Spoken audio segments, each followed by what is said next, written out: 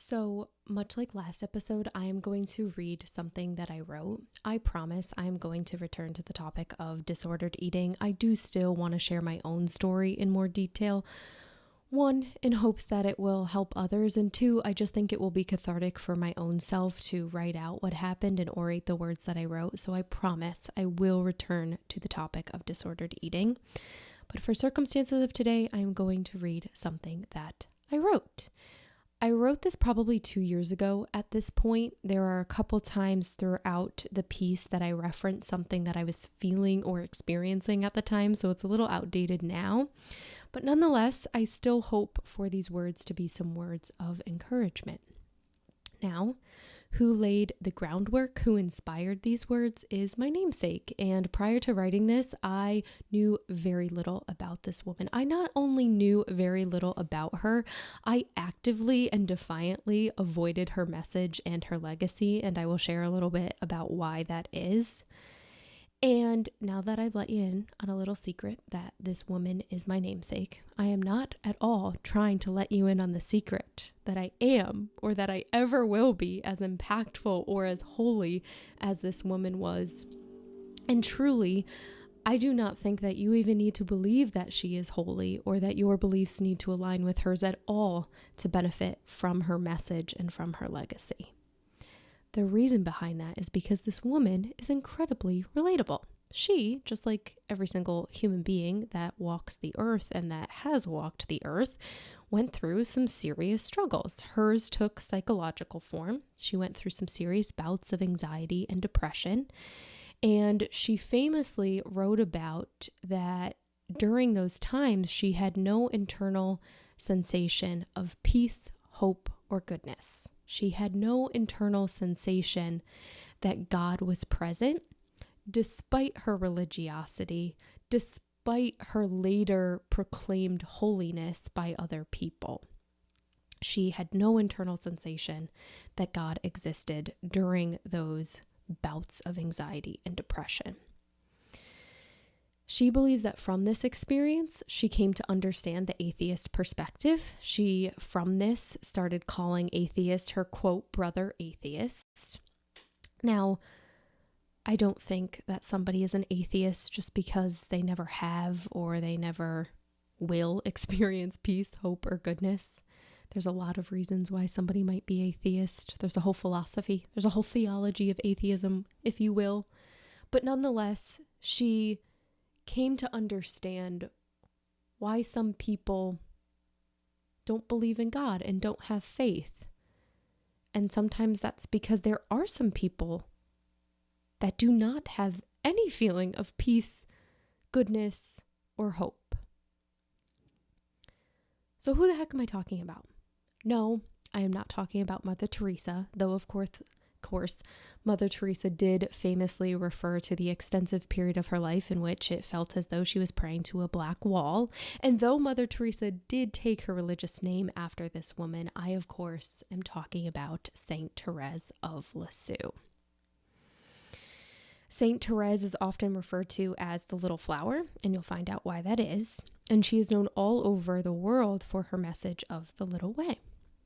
Now back to Mother Teresa. Mother Teresa did say, not all of us can do great things, but we can do small things with great love. And that too was inspired by Saint Thérèse of Lisieux and her idea of the little way. As I said before, prior to writing this, I actively avoided Saint Thérèse. And that is because I knew that her message was focused or centered around something called the little way. And the idea of a little way and doing small things absolutely repulsed me. Sometimes it still does. And that's because internally, I'm a very ambitious person. I have not externally accomplished much with that ambition, but it's always there internally gnawing at me saying, Teresa, you can't do small things. You have to do big things. God exists on the outside of your comfort zone, and getting out of your comfort zone requires great, huge, big acts of courage, not a little way. So, sorry, no thank you. Doing small things with great love, doing little things with a lot of bit of love, not at all for me. I will ignore my namesake. And I am not alone in that sentiment. Other people too have initially been turned off by Thérèse's idea of choosing the little way. I was reading an article by Dr. Rebecca Lamb. I say as though everybody knows Dr. Rebecca Lamb. It was a woman named Dr. Rebecca Lamb. I'm sure she's lovely nonetheless.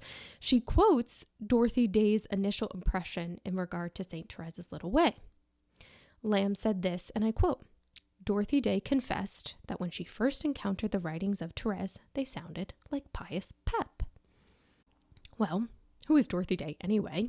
Day was an activist her entire life. She first belonged to and wrote for socialist groups and newspapers. She had this strong desire to help the poor and alleviate hunger. She later converted to Catholicism, which was why she was commenting on St. Thérèse in the first place. But let me just repeat that. Day was an activist. Ambition is arguably innate within those that are activists, right? Activists want to get out there. They want to change the world. They want to lift everybody out of poverty. They want to solve world hunger. They don't want to do little thing. They want to do great acts, and great acts require great speeches and great written works and getting up there on a soapbox, not a little way. So it stands to reason why Day was initially turned off by Thérèse's message. Lamb again quotes Day having said that St. Thérèse's little way was, quote, "too small, in fact, for her to notice." As Lamb suggests, the Socialist and Communist Party at the time was focused on sacrificing today for the sake of building a better, more fruitful tomorrow. That initially was Dorothy Day's worldview. Sacrifice today for the sake of building a better, more fruitful tomorrow. Socialism, communism. And a degree of this is great advice. We all know the marshmallow test. If the child delays eating the marshmallow, they grow up to be a gajillionaire. I'm paraphrasing the research. That's not exactly what it said, but the kids that delayed the marshmallow performed better on their SATs. I wonder what the kids that didn't eat the marshmallow, like maybe they weren't great students, but maybe they went on to do something else amazing. Anyway, delayed gratification. A degree of the communist message, sacrifice today for the sake of building a better tomorrow, is helpful. We do have to put in hard work in order to get things done and build things. But that's not the end of the story. It's more nuanced than that. Because one, tomorrow or a future is not promised. And beyond that, a better or a more fruitful tomorrow is not promised. So we have to sacrifice, we have to suffer today to build something that is more fruitful for a future that might not exist. And we certainly do have to sacrifice, and we certainly do suffer, but a part of this message seems to extract joy, beauty, goodness, and fulfillment from the sacrifice and the work and the suffering that's being done today. It extracts the joy and the beauty from the present moment and places it in the future. The communist socialist message seems to. And it also seems to suggest that, well, we'll arrive at pure bliss tomorrow in the future so long as we're sacrificing today. And we don't ever arrive at pure bliss.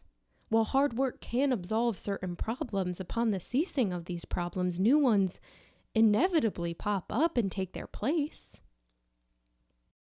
This reality might seem disheartening. The socialist, communist reality might seem disheartening, and that's where St. Thérèse's little way provides hope. And this is where I will fill you in on what her message even means.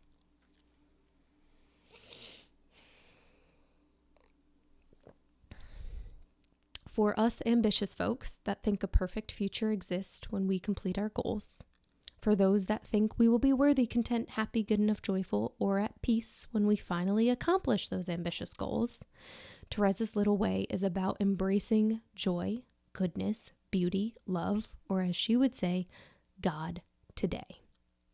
Embracing these things through the hard work, whether or not the accomplishments start rolling in, whether or not the better tomorrow exists. A better today can exist too, even through the sacrifice, the suffering, and the hard work. Embracing and leaning into joy, goodness, beauty, love, or God, whatever you want to call it, through even the smallest things in the present moment. If joy, beauty, peace, goodness, or God was only accessible outside of one's comfort zone, only accessible after achieving big things, then this would mean peace and goodness would not exist for those that are not inclined or for those that don't have the resources to do seemingly great big things. So for the ambitious and the less ambitious, beauty today. For those doing small things and not being called to do seemingly great things, and for those doing small things on their way to seemingly great things, joy can be embraced today. So, you do not have to internally rush, thinking that the achievement will give you everything you dreamed of. But you also don't need to think that you should not achieve. You can move toward big things. You can move towards them quickly, but all the while, internally, one's soul, one's heart, one's nervous system is at peace, settled into love of yourself and love of others, agape love. If peace and love only existed upon the achievement of big things, then again, this would mean that peace and love didn't exist for those that are not called or those that don't have the resources to do big things. We are all called to do different things. Thérèse refers to us as flowers in a garden. In her autobiography, Thérèse states, "I understand that if all the lowly flowers wished to be roses, nature would lose her springtide beauty and the fields would no longer be enameled with lovely hues." Right? We all have different purposes. The blooming of one flower doesn't ruin the beauty or the bloom of another. And that is where we can again return to Mother Teresa's message. Not all of us can do great things, but we can do small things with great love. Teresa. Me, Teresa. We get it. We all have a purpose, and regardless of who we are, we can choose joy, live in the present, blah, blah, blah, blah, blah. Tale as old as time. The saint's message is so simplistic and childlike. Yes, it is. And again, other people have had the same sentiment. I was reading an interview between a man named Christian Bergman and Sister Maria Hughes from the Archdiocese of Melbourne. And Sister Maria said that many think Therese's writings to be very sentimental, very sugary, very floral. And I think on the surface it is sugary, and as many call it childlike for its simplicity. But if we keep pulling the layers back, I think it becomes even more nuanced and profound.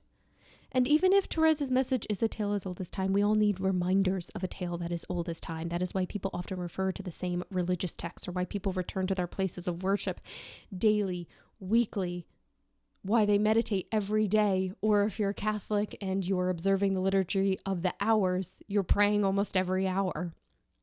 Because we need a consistent reminder. We need consistent inspiration. We consistently need God. And while on the surface, Thérèse was a young childlike nun from a small town in France, we can find respite in her message concerning the process of pursuing goals and achieving things and living life, because I will have you know, Thérèse was incredibly ambitious herself. She only came to such sweet floral words and realizations after she toyed with the internal chains of ambition. At the age of 8, she was put into classes with the 14-year-olds, according to the littleflower.org. Yes, it's called the littleflower.org, and this woman has about 1 million sites in her honor. But according to that site, even after being put in the 14-year-old classes at the age of 8, she was still intellectually bored.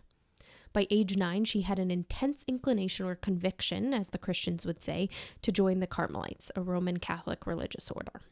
Now, I know putting those little abbots on and joining an abbey does not sound like the most ambitious pursuit, but let's just think of how she got herself there, and also think of the context of the time where becoming a nun or a religious personnel was a respectable pursuit and not necessarily considered, sweet, sugary, and floral. Oh, she's going to put on the abbot and go to the abbey. They were more like, wow, good for you. You're going to put on the abbot and go to the abbey. By age 9, she told the head of the abbey that she wanted to become a nun. The woman declined, saying, "Sorry, come back when you're older." At age 10, she declared, "I was born for glory." Talk about ambition. She declared, "I was born for glory." This young child had the audacity and the confidence to declare that. Her conviction to join the Carmelites grew stronger, so she returned to the abbey when she was 14. And again, the head of the abbey said, "Sorry, you're too young. Come back when you're 21 or go talk to the bishop." Well, Thérèse put her hair up in a little bun as an attempt to look older. She marched over to the bishop and she asked to join the Carmelites. The bishop said, "You are not even 15 and you wish this." To which Thérèse responded, "I wished it since the dawn of reason." She is 14 years old and she's saying, "I wished it since the dawn of reason." This girl really knew what she wanted and she was going to go out there and get it. Bear with me, you guys, because it gets better. The bishop said he needed more time to think about it. So Thérèse took that time to go and see the Pope. She went to go and see the Pope. That is as if you are an English lad living in London and you can't get a job. And you say, "You know what? It's fine. I'm going to go have myself an audience with the king." So she went to the Pope and was told to remain silent in his presence. And as you might have guessed, Thérèse went right up to the Pope, knelt before him, and pleaded to join the Carmelites. The Pope told her to do as her superiors decided. Of course, Thérèse did not want to leave with that answer, so she remained knelt before him crying, and the guards had to carry her off. Finally, Thérèse got what she sought, and at the age of 15, she joined the Carmelites. Her determination served her, but her ambition did not end there. Thérèse had the desire to become a saint. For those of you that do not know what a saint is, as defined by the Catholic Church, according to the United States Conference of Catholic Bishops, a saint is a person, quote, who lived heroically Catholic virtuous lives, offered their lives for others, or who were martyred for their faith, or who are worthy of imitation. Usually a person is considered a saint after having gone through the process of canonization, which is often received after the achievement of big works, be it insightful written theological text, martyrdom, embarking on missions. Thérèse wanted to be one of these individuals. She wanted to be a saint and felt called to perform big acts to achieve that. In Colin Carroll Campbell's book, The Heart of Perfection, Campbell quotes Thérèse having said, "I feel within me other vocations, the vocation of the warrior, the priest, the apostle, the doctor, the martyr." And even that to Thérèse would not have been enough. She says, "One mission alone would not be sufficient for me. I would want to preach the gospel on all 5 continents simultaneously and even to the most remote isles." Campbell phrased Thérèse's desire as quote, "a bottomless hunger for more." I am reading, at the time, I was reading Meg Jay's book, The Defining Decade, Why Your 20s Matter and How to Make the Most of Them Now. It's an absolutely fantastic book, and I recommend it to anybody who is in their 20s, of course, or has a child in their 20s and wants to try and recall the mental gymnastics associated with going through your 20s. Anyway, it's called The Defining Decade, Why Your 20s Matter and How to Make the Most of Them Now. It's written by Meg Jay, and several of Jay's clients were in their 20s when they went to see her, and she provides anecdotal stories about her clients and advice given her many years as a clinical psychologist. She refers to one phenomenon she observed and noticed in her young clients as the, quote, search for glory and the tyranny of the should. She discusses how we all, of course, have this desire to fulfill our potential, but she says, quote, sometimes my clients are unclear about whether they are striving toward their potential or if they're on a search for glory. I'm going to read that again. Sometimes my clients are unclear about whether they are striving toward their potential or on a search for glory. She says that the search for glory is easy to pick out when clients use shoulds. Work should be wow. I should be in graduate school, or life should look better than it is. Something similar, of course, has now been talked about ad nauseum, that being social media, where every single image is perfectly aesthetic and perfectly wow. And so if we're viewing something several seconds over and over again as wow and amazing and perfectly aesthetic, then we tend to transcribe that to our own lives, feeling this sense of disappointment, or feeling this sense of maybe we're in the wrong if every single part of our life is not perfectly aesthetic and wow, when much of life is mundane tasks. It's not perfectly aesthetic. I think Thérèse, in her very early years, not in her 20s, but before that, I think she was on that search for glory. Like I said before, at the age of 10, she said, I was born for glory.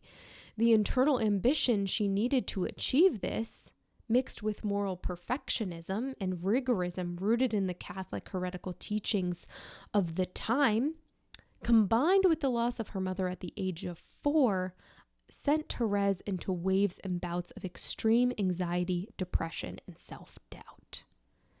If she was born a couple hundred years later, she might have found herself sitting in front of Meg J.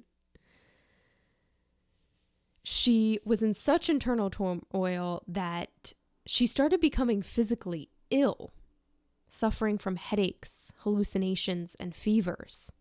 She later recounted, I was absolutely terrified by everything. Thérèse recounted later that if I had not had any faith, I would have committed suicide without an instant's hesitation. She said, I am convinced that the thought of one day becoming a Carmelite made me live. And if you ride the waves of anxiety, depression, or obsessive thoughts, you might suspect that this was not the last bout of anxiety and depression for Thérèse.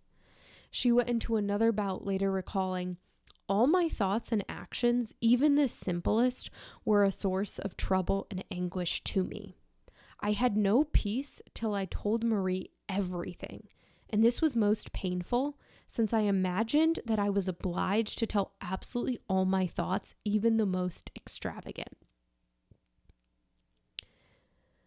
I don't know how to explain this beyond what she just said, but I understand what she's saying in terms of it felt as though I had to explain everything. I used to feel that way with people. Like if I was going to have a friend, they have to know everything about me. Or if I am going to have a conversation, I have to make sure that all the minutia and nuance of every single thing is covered.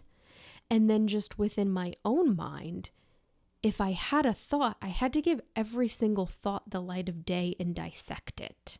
And that became really detrimental because it meant that I had to give negative thoughts the time of day and dissect it, which led into obsession about food. I have to understand all of the nuance, and then I have to extract everything out of nutrition that's going to optimize my system and go from there, which never worked. It just led to me being overwhelmed by an absolute wealth of information. And once I realized I don't have to give every single thought the light of day, I can actually just push it aside. And I don't mean to say that you should avoid problems, but I was just like overactive. I realized that thoughts can come into your mind and thoughts can go, to use a little bit of mindfulness. Anyway, based on what Thérèse had recalled, it seems like she was internally chained by this idea that she wanted to be a nun, that she wanted to be a saint, but she probably was thinking, how should I do this? How can I do this? And she was probably so overwhelmed by all of her thoughts and a little bit paralyzed. So she thought, okay, I could do this to start moving toward my goal, but what if that leaves me further away? She didn't have faith, right? She didn't have faith that, you know what? I don't know if this is the right decision. I don't know if it's going to bring me closer to my goal, but I got to give it a shot or else I'm just going to stay frozen. She was paralyzed and afraid that she overanalyzed every decision, which brings us back to our psychologist, Meg Jay, who says on the search for glory, individuals often have goals directing us from the outside, but shoulds paralyzing us from the inside. I imagine at the time that Saint Thérèse might have wanted glory for the sake of her own pride. I'm speculating. I don't know if that's true. But if that's the case, then it was a goal that was directing her from the outside because of the way that it looked or the way that she imagined herself to look. If she was experiencing this glory, if she was the nun that she thought she was going to be. Also, her entire family is a religious family. I think every single child, I don't know this to be certain, but I think she has several siblings and they were all religious personnel. So she probably wanted to be like her other siblings. And she probably wanted the praise and approval of her parents, who also are canonized saints at this point because they raised such religious people. But she probably thought, I need to look this way. I need to be this saint. I need to be this nun. This is what my family expects from me. This is what my parents expect from me. And saint, the ultimate beautification, of course I want to achieve that. Imagine what people will think of me. Now, I don't know if this is what she was thinking, but I think oftentimes prior to like actually drawing near to God and going on the journey and revolving door to get closer and closer to God, oftentimes on this side of it, an individual is very self-conscious, self-focused, and rooted in pride, which is why oftentimes in like the theological realm, rooted in pride, everything's stripped of them. They realize it's only God that they need. They start to do what it is that they want to do, not for the sake of what other people will think of them, but because it's the sake of what God asked them to do. And this goal right here is not necessarily not a godly goal. This is obviously a desire that's placed within the person, but the person is changed. So it's still there, but they're no longer pursuing it. They're pursuing God, but that it becomes the byproduct of pursuing God. I digress. Anyway, I think she was internally paralyzed by this goal to become this glorious nun and saint.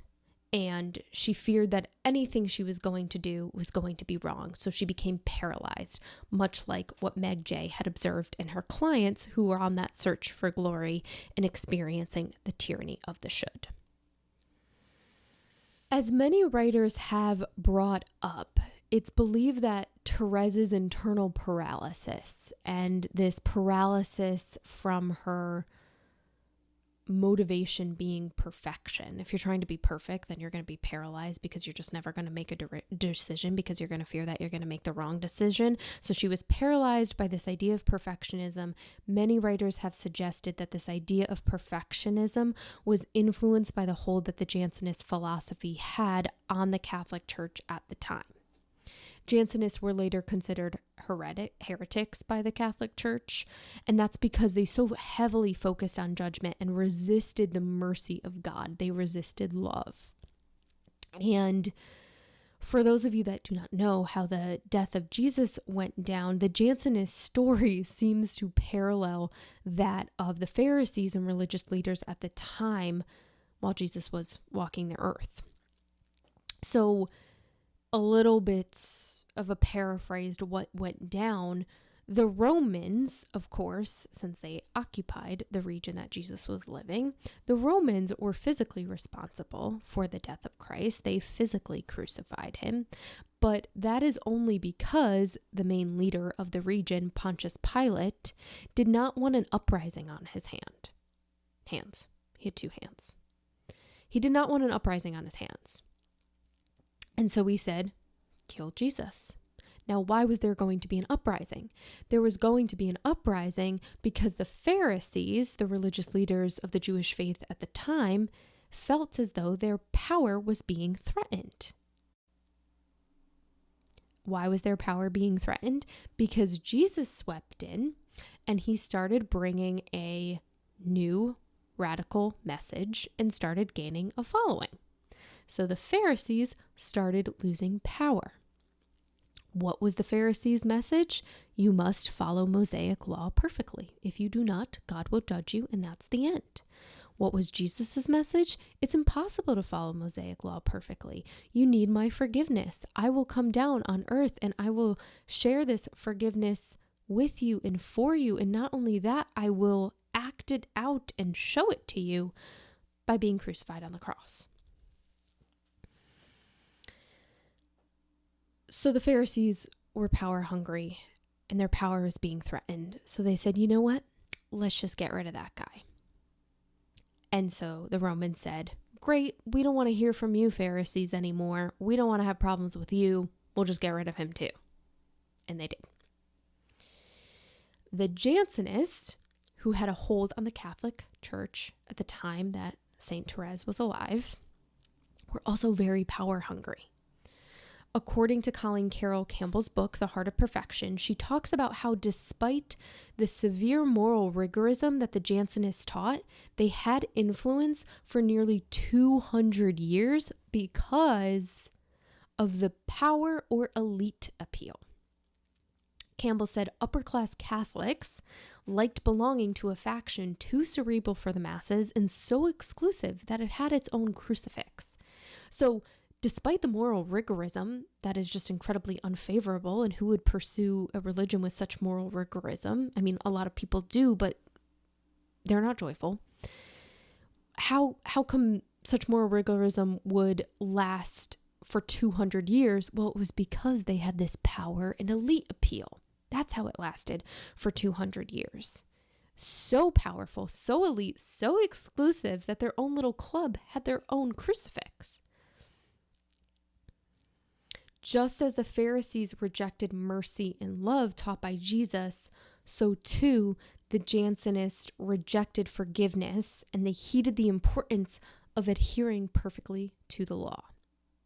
So you can probably imagine why Thérèse struggled, or why all of her thoughts were a source of trouble. She had this desire to become a nun and a saint, but according to the Jansenists, which the priest that she probably was listening to on Sunday, or the nun that maybe she was getting some spiritual direction from, they probably belonged to the Jansenist fashion. So Thérèse thought that in order for her to achieve her goal, she had to be perfect. She had to be morally rigorous. She probably sat there gritting her teeth thinking, with internal fear and paralysis, wanting each decision to be perfect and afraid to move forward and make any choice at all. Because what if it was the wrong choice? There's no forgiveness. Things won't turn around. That's not true. That's the message that Christ came to teach. But it was being extracted from the time because the Jansenists were acting a little bit more like the Pharisees.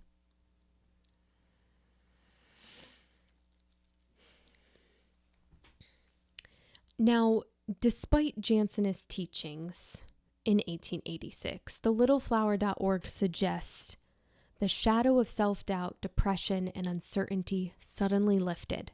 Thérèse said, "My heart was filled with charity. I forgot to please others, and in doing so, became happy myself."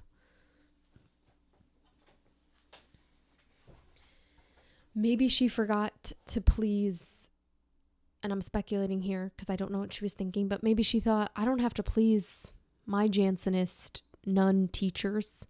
I don't even have to please my parents and become a nun for them. And by forgetting to please others, she said, I became happy myself. She claimed, I can, in spite of my littleness, aspire to holiness. It is impossible for me to grow up, and so I must bear with myself, such as I am, with all my imperfection. But I want to seek out a means of going to heaven by a little way, a way that is very straight, very short, and totally new. We are now living in an age of inventions, and we no longer have to take trouble climbing the stairs, for in the homes of the rich, an elevator has replaced these very successfully. I wanted to find an elevator, for I am too small to climb the rough stairway of perfection. Well, what was this elevator? It was love. Thérèse thought that big acts and perfection was required to achieve her goal of becoming a nun and becoming a saint. As Campbell wrote, she wanted to do everything, right? She wanted to not only be the priest, she wanted to be the nun, and she wanted to spread her message to the world. She had that search for glory. But she realized, and I quote, in the heart of the church, my mother, I shall be love, and therefore I will be everything. Thérèse lived her early years panicked. She had this goal and thought perfection and doing everything was required to achieve that. With everything and perfection being the barrier to her achievement, then it too probably felt like the barrier to achieving contentment and joy. But Thérèse found the antidote to perfection, love, and love to be everything, love to provide her with contentment. It was an elevator to what she anticipated to only happen upon the achievement of sainthood, and in turn, it was what led her to achieving her goal. She thought love and God only existed from achieving her goal,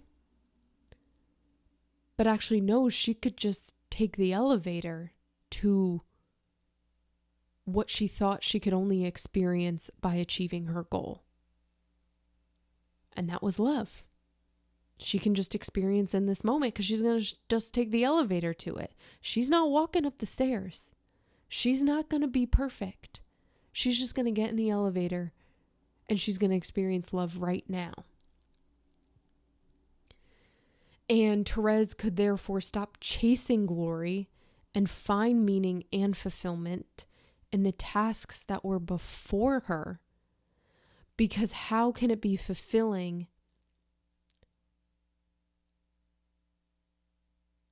how can one sustain themselves through hard work if love, joy, goodness, beauty, and peace only exist on the other side of hard work? It can be through it. It's so funny because when Meg J's client stopped chasing glory, stopped trying to appease everyone and focused on what was before her, she too found contentment. Her client said, and this is on page 49 if anybody is curious, her client said, I guess you could say I gained humility. I saw that bigness came from investing in what I had, from taking part in what was in front of me. I have more courage and self-confidence. Thérèse focused on what was before her. She settled into love and humility, again returning to the heart of perfection. Campbell says she could let go of getting better, getting credit, getting even.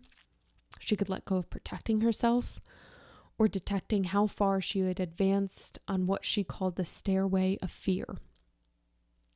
To truly love is to let go of one's pride. And I'm not talking about the pride that you get when you see your child do something cool. You're like, wow, I'm so proud. I'm talking about the pride that rears its ugly head, saying that you have to prove yourself. You have to prove that you're good enough. You must prove that you are worthy. You must maintain a good self-image. You must do certain things in order to gain acceptance. You must do certain things in order to gain love. Thérèse said when she fell into love, she let go of all of that. Pride is just rooted in fear, right? What if I don't do that? What will people think of me? Or what if I do that? What if I start to pursue the path that I really desire? What will people think? Well, yes, people sometimes think about us. but oftentimes they're not. And if they are thinking about us, it's probably not a lot of people. It's probably just a few. I've said this before and I'll say it again, but when I put my head on the pillow at night, I'm not thinking about anybody. I'm reminiscing on Lord of the Rings, which I just was reading before I fell asleep. I'm wishing I could read more, but I'm just too exhausted. Or I'm just getting a little bit frustrated because it's hard for me to get to sleep. I'm not thinking about anybody. Therefore, and this might be a childish framework for logic, but therefore nobody's thinking about me. It's like when you put a blanket on a kid's face, whatever age they are, I don't remember. But before a certain age, they think that nobody can see them. I guess my logic is kind of that. If I'm not thinking about anybody, therefore nobody's thinking about me. Okay, well, maybe they are. But okay, they're wasting their time. And it's really not good for their circadian health and their sleep hygiene, if you will. Don't think about me. Go to sleep for your own sake. TheLittleFlower.org gives this anecdote. It's thrown around a lot anytime somebody is talking about Saint Thérèse of Lisieux. And the anecdote is she was at the wash bin and there was another nun who was consistently splashing water on her face. And prior to Therese's little epiphany that she could take the stairway, she probably would have got really fired up and would have sought justice. Or would have needed to get even with this nun. Hey, nun, you need to accept me. You need to love me. Well, Thérèse, ever since her epiphany, just swallowed her pride because she doesn't need that nun to see and know and accept her. She already has it from God.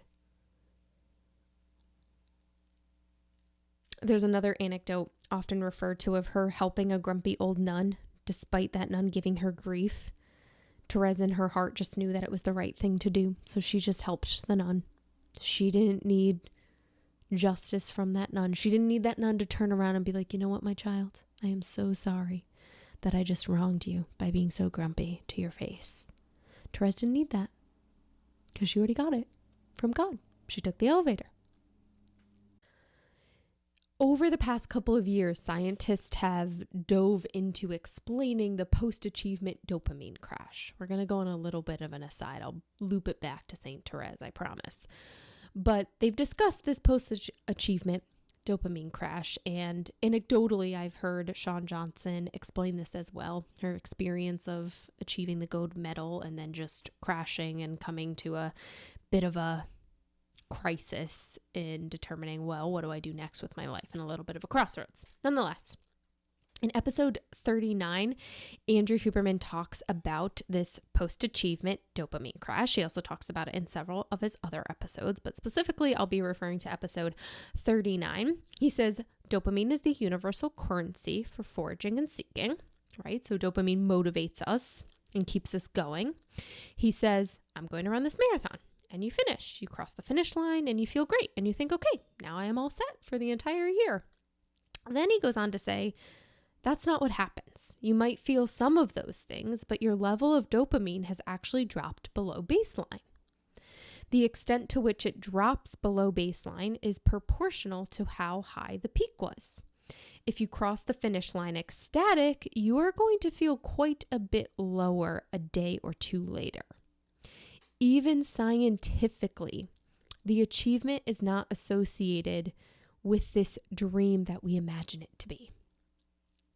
Even scientifically, as the communist might think, sacrifice today for the sake of building a better tomorrow might not exactly hold true and be the reality. Our dopamine starts to plummet below where it initially started, which is why we should always be celebrating in the pursuit. The journey is the way, as they say. Joy needs to be found in the pursuit. And despite our brain working against us, after the goal is accomplished, we too need to work hard to reflect and be content with our accomplishments, despite feeling a little bit low. Other books too talk about this, designing your pursuit, your work, so you enjoy it. When we infuse joy into our day-to-day, into our work, it becomes far sweeter and possible to pursue. And that really seemed to be the case for Thérèse. Thérèse's infusing of joy into the day-to-day worked. Her method to achieving her goal worked. She didn't sacrifice the joys of today to build a better future. She lived in joy each day on her way into the future, despite what the future held. And let me tell you guys, it's a really good thing that she did this, that she embraced love before the accomplishment, that she took the elevator to love, and that she didn't try to prove, that she didn't pursue her pride, and that she never tried to get even with individuals. It's a really good thing she did this along the way, because Thérèse died at the age of 24 from tuberculosis. If she had not settled into love, she would have spent her 24 years panicked and worried that she wasn't enough. But she died embracing the hour of her death, saying, quote, "Oh my God, I love you." A far different comment from the one that a perfectionist and fear-centered Jansenist Angelica Arnold had said at her hour of death. She said, "It is necessary to prepare for this terrible hour." You know how earlier I read the quote from Thérèse that said, "One mission alone would not be sufficient for me. I would want to preach the gospel on all 5 continents simultaneously, and even to the most remote isles. I would be a missionary, not for a few years only." Well, the quote ended like this: "I would be a missionary, not for a few years only, but from the beginning of creation until the consummation of the ages." Talk about ambition. Thérèse wanted to lead people to love from the beginning until after her death. And she has.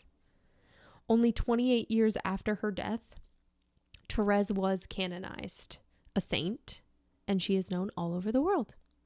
And in 1997, despite having not written intense theological works, Thérèse was named a doctor of the church. I like to think that she doctored up some of the wounds placed there by Jansenist fear-centered doctrine. Just as Jesus doctored the Jewish hearts saddened by their inability to adhere perfectly to the law, Thérèse doctored up the church's pain in trying to achieve perfection as touted by Jansenist philosophy. Her little way worked. So, Thérèse's life is a testament to her message.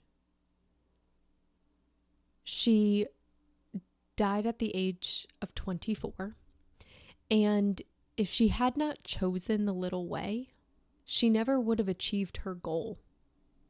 She never would have become a saint, because her little way and the book that she wrote about her life became the grounds for which and the evidence for which would be used to consider her worthy of canonization and worthy of becoming a saint.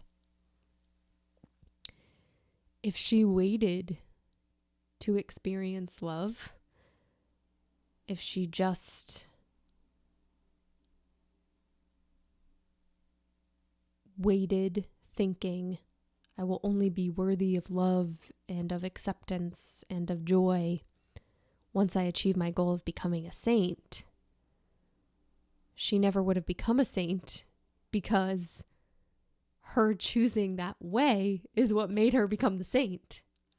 She never would have had that message. She never would have shared it with the world, and she never would have been considered a doctor of the church. Just as her life and death is the testament of the message, is both the life and death of Christ is a testament to his message. He didn't just say, "Humility is the way." He had to show it. He had to say, "I will die on this cross I will die on this hill. This is a message I will die on.